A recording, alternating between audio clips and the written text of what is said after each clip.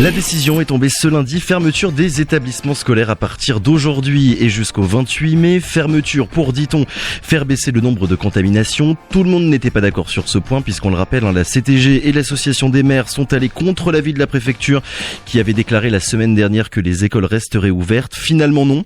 Après avoir entendu plusieurs syndicats enseignants, le recteur également qui était sur Radio Pays hier, nous sommes avec les parents d'élèves ce matin. Adrien Aubin de la FAPEG, la Fédération autonome des parents d'élèves et étudiants de Guyane. Bonjour. Bonjour. Merci beaucoup d'avoir accepté notre invitation et d'être avec nous ce matin. Adrien Aubin, question simple, très simple pour commencer. Votre avis sur la fermeture des établissements scolaires, il fallait le faire selon vous ou bien il aurait fallu les laisser ouverts? Promis, je vais le faire dès que j'aurai quand même salué les parents d'élèves qui aujourd'hui encore sont dans une réorganisation de leur quotidien puisque c'est aujourd'hui que prend date la fermeture des établissements scolaires. Donc je les salue. Je veux aussi saluer les élèves qui actuellement, au moment où on parle, notamment ceux de Melchior, ceux de Félix Eboué et ceux de Tel Eboué qui sont devant les établissements scolaires parce qu'ils revendiquent et ils ont raison puisque des conditions franchement ne sont pas optimales. Donc permettez-moi d'abord, et je vous remercie de me laisser le faire, de saluer les élèves et les parents. Ceux qui sont en première ligne finalement. Ceux qui sont complètement concernés par la question. Pour répondre très clairement à votre question, bien évidemment que la FAPEG a été très claire sur sa posture, son positionnement. Nous avons considéré après avoir échangé, notamment avec la communauté éducative, qu'il était franchement pour les élèves et pour l'année scolaire très délicat de une fois encore, parce que n'oublions pas l'année dernière, 2019, une année complètement tronquée, une année qui a traumatisé les enfants, une année qui a traumatisé l'ensemble de la communauté éducative. N'oublions pas qu'à l'issue de la décision du président de la République de fermer les établissements, nous avons repris une année scolaire en septembre, donc 5 mois après. Donc notre décision, elle se basait d'abord sur ce constat qu'il fallait impérativement maintenir une année scolaire la moins chaotique possible, et puis de considérer que aujourd'hui, à 6 semaines de la fin de l'année scolaire, franchement, on pouvait, selon nous, attendre la fin de l'année. Attendre la fin de l'année. D'autant que nous n'avions pas effectivement partagé les chiffres qui ont été annoncés après par le conseil scientifique de la CTG, oui. Puisque nous n'avons pas été conviés, nous non plus, à partager ces chiffres. Vous n'avez pas été consulté en tant que FAPEG, en tant que représentant des parents d'élèves sur cette décision de fermer les écoles? Nous n'avons pas été consultés, nous avons été invités lors de la prise de décision. Vous avez vu, c'était lundi, je crois. Lundi en début de semaine, oui. Nous avons été invités à y participer à 11h30 alors que les travaux et les discussions avaient déjà commencé. Je le dis tout cru, nous avons été invités à venir prendre acte de la décision. Donc non, pour répondre à votre question, nous n'avons pas participé finalement aux discussions. Absolument pas participé aux discussions, aux échanges qui auraient pu se faire en amont, effectivement. Je rajoute à cela que nous avons, nous, FAPEG, à plusieurs reprises sollicité donc le conseil scientifique local, notamment pour élaborer ensemble, en tout cas pour échanger ensemble, sur l'élaboration d'un protocole sanitaire propre au territoire. Et malheureusement, nous n'avons pas été donc entendus visiblement sur ce point. Malgré tout, quand on voit la recrudescence du nombre de cas depuis ces dernières semaines et qu'on voit aussi les risques inhérents aux établissements scolaires, on peut se demander comment est-ce qu'on aurait pu faire finalement pour laisser les classes ouvertes. Est-ce que les protocoles qui sont appliqués depuis ces dernières semaines et depuis ces derniers mois sont suffisants quand on voit la situation actuelle? Alors, bien évidemment, cette question-là est prégnante et cette question-là, personne n'a de réponse toute faite. Personne. Même les scientifiques qui essayent de nous guider. Néanmoins, c'est vrai, c'est très compliqué d'avoir une idée précise du nombre de contaminations qu'il y a dans les écoles. C'est hyper compliqué. C'est pour ça qu'il faut être humble et puis essayer de prendre un peu de recul. Vous savez, nous, on a tendance à dire qu'il n'y a rien de pire que la peur et l'ignorance. Et là, en l'occurrence, vous parlez du protocole sanitaire.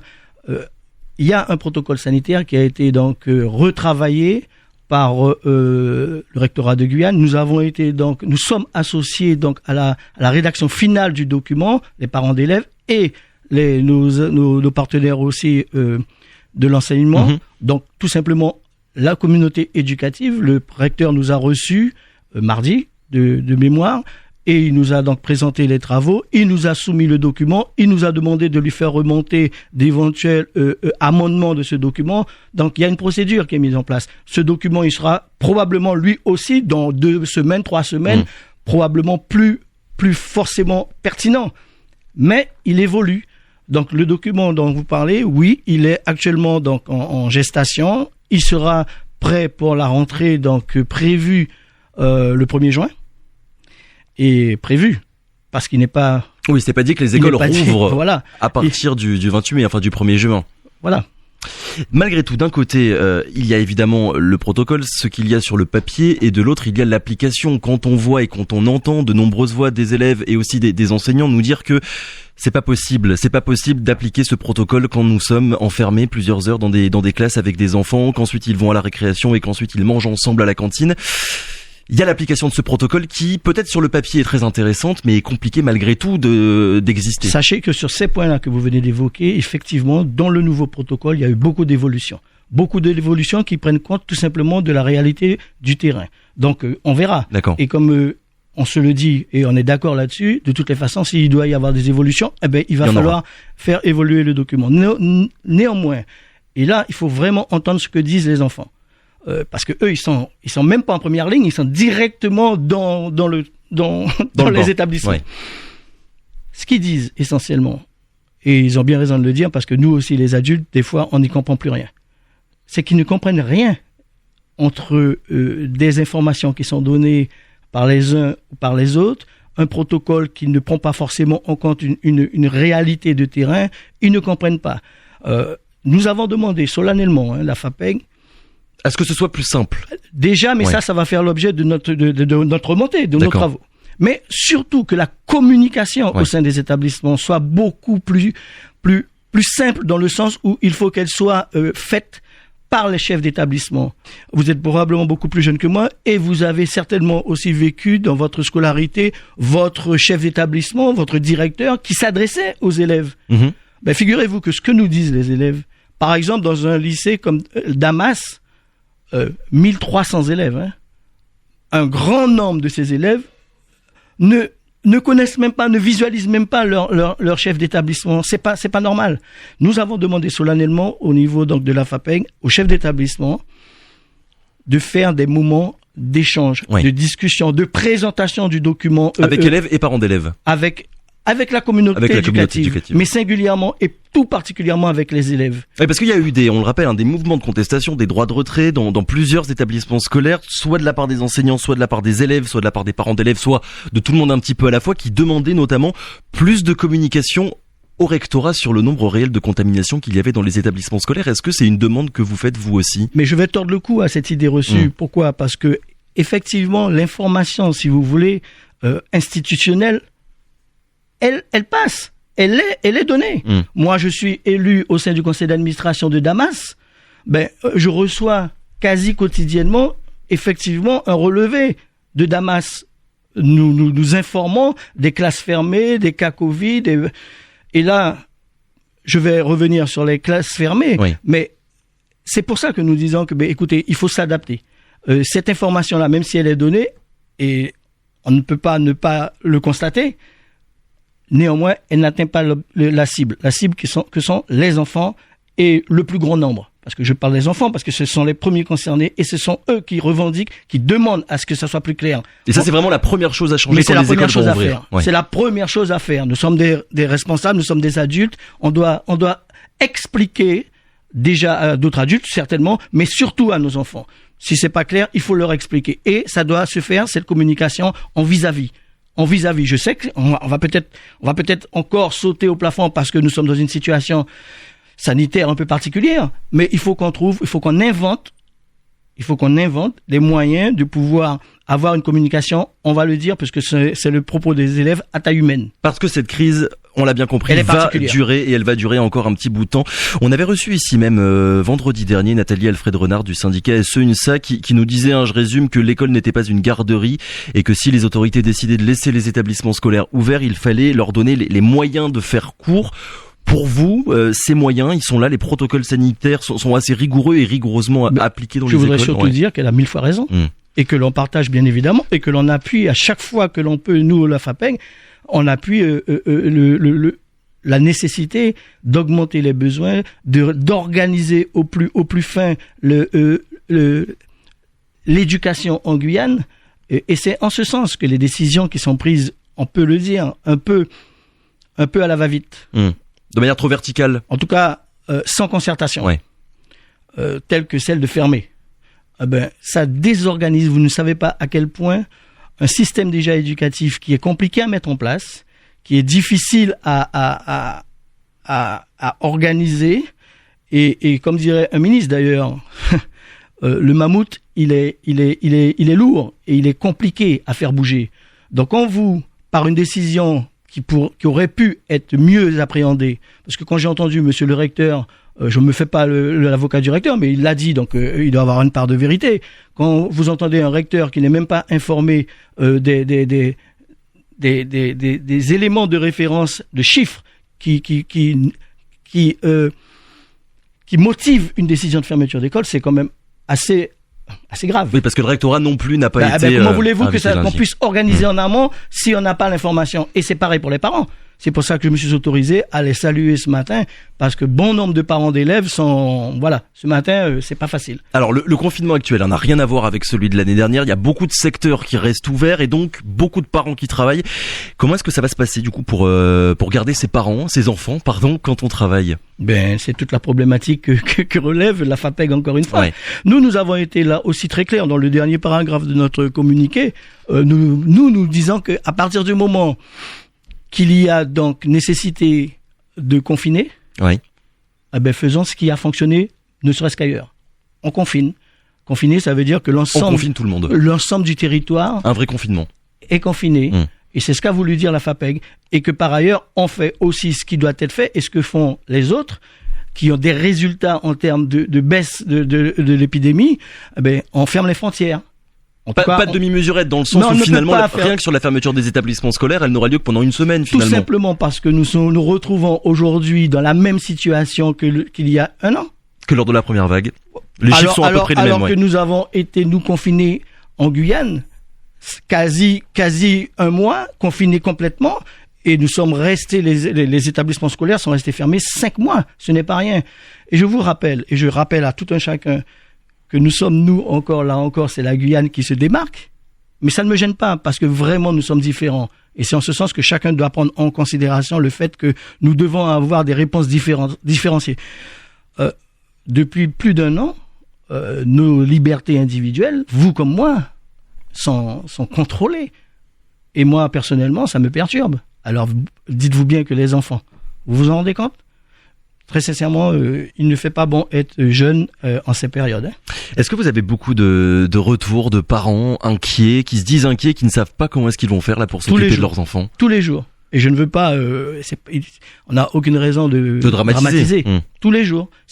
Là encore, c'est pour ça que je me suis adressé à eux en premier, parce que aujourd'hui, mais c'est pour beaucoup de parents, c'est la panique. C'est la panique. Vous savez s'ils vont pouvoir bénéficier d'un arrêt de travail pour garde d'enfants et s'ils vont être éligibles au dispositif d'activité partielle, comme ça a pu être le cas l'année dernière? Je n'en sais rien. Je n'ai pas entendu le préfet, notamment, en l'évoquer. J'ai d'autant pas entendu le préfet l'évoquer que j'ai par contre entendu le préfet dans sa dernière intervention avoir des propos qui sont assez lourds de conséquences de notre point de vue, parce que quand on parle de décisions qui ne seraient pas donc légitimes ou qui n'auraient aucune base juridique, ça pose question. Oui. Quand on entend le préfet parler de prise d'otage, ça nous interpelle. Donc la question que vous posez, qui est tout à fait pertinente, je ne saurais vous répondre, mais il n'y a pas de réponse. C'est pas que je ne peux pas inventer une réponse, il n'y en a pas. Adrien Aubin, vous nous avez expliqué tout à l'heure que vous demandiez plus de communication, ou en tout cas une communication plus simple pour que les élèves comprennent véritablement le protocole sanitaire. Est-ce que, selon vous, il y aurait d'autres choses également à mettre en place quand les écoles vont rouvrir à partir du mois de juin? On entend des demi-jauges, on entend aussi certains dispositifs comme ça pour vraiment essayer de faire en sorte que les écoles ne deviennent pas des clusters. Quel est votre avis là-dessus? Est-ce qu'il y a des choses à faire? Alors, les écoles, il y a quelques lycées qui ont été fermés. Et là aussi, je voudrais tordre le cou à un certain nombre d'idées reçues. Beaucoup d'établissements ont été fermés, non pas parce que les élèves il y a eu des clusters dus à l'infestation des élèves, mais parce que c'est une réalité, beaucoup ont été fermés parce que l'administration ne pouvait plus suivre. Et les enseignants aussi ne pouvaient plus suivre parce qu'il n'y a plus les moyens C'est-à-dire humains. ne plus suivre. Parce que ils étaient eux infectés. D'accord. Et qu'il n'y avait plus les moyens humains pour faire les remplacements ou bien pour. Donc encore une fois, on en revient au manque de moyens de l'éducation nationale en Donc Guyane. encore une fois, et là on comprend encore mieux et on ne peut que valider le propos donc de Madame Alfred Renard. Alfred Renard. Bien sûr qu'il y a tout à inventer. Bien sûr qu'il ne faut pas rester sur des acquis puisque la situation est particulière. C'est pour ce fait qu'il, là encore, peut-être, on va se répéter, mais il est nécessaire que, au sein des établissements, notamment des lycées et des collèges, que soient instaurés des moments d'échange avec les enfants, avec la communauté éducative, pour que dans chaque établissement, il puisse y avoir des adaptations de la situation réelle de l'établissement. Parce que vous l'aurez compris. Finalement, ne pas faire la même chose entre d'un côté un collège de 500 élèves et de l'autre. Parce que vous l'aurez compris comme moi, que même au sein des communes de Guyane, il y a des différences de traitement de la crise sanitaire. Donc voilà, les établissements scolaires, ce sont des microcosmes, des micro-sociétés de notre propre société. Et il faut tenir compte des spécificités de chacun. Dernière question. Il faut surtout écouter tout le monde, surtout la communauté éducative. Dernière question, Adrien Aubin, parce qu'il est déjà 7h30. On est déjà au mois de mai et c'est bientôt la fin de l'année scolaire. C'est quoi le bilan que vous faites en tant que parent d'élèves de cette année, quand même très particulière, peut-être pas aussi catastrophique que celle de l'année dernière, mais malgré tout, qui a eu beaucoup de problèmes? Je serais obligé de dire que nous aurions voulu que cette fermeture ne soit pas faite, mais on va pas le répéter. Elle est faite donc en machin, mais elle aurait pu cette année être une année de reprise correcte. Là, on verra. On espère que la rentrée se fera donc comme prévu le 1er juin. Pour avoir moins d'impact encore sur les élèves, notamment, mais aussi sur les examens des élèves. Et puis, ma foi, je sais que toute la communauté éducative fait le maximum, les enseignants, toute la communauté éducative, et on leur demande, les parents d'élèves et la FAPEG demandent à la communauté éducative de poursuivre cet effort-là, demande aux parents d'élèves de poursuivre l'effort de communication avec leurs enfants pour que, de façon collective, on puisse réussir à passer ce cap. En espérant que les choses soient faites pour la prochaine rentrée scolaire au mois de septembre. Merci beaucoup, Adrien Aubin, d'avoir été notre invité ce matin. On le rappelle, vous êtes de la FAPEG, la Fédération autonome des parents d'élèves et étudiants de Guyane. Voilà. Bonne journée. Merci. Radio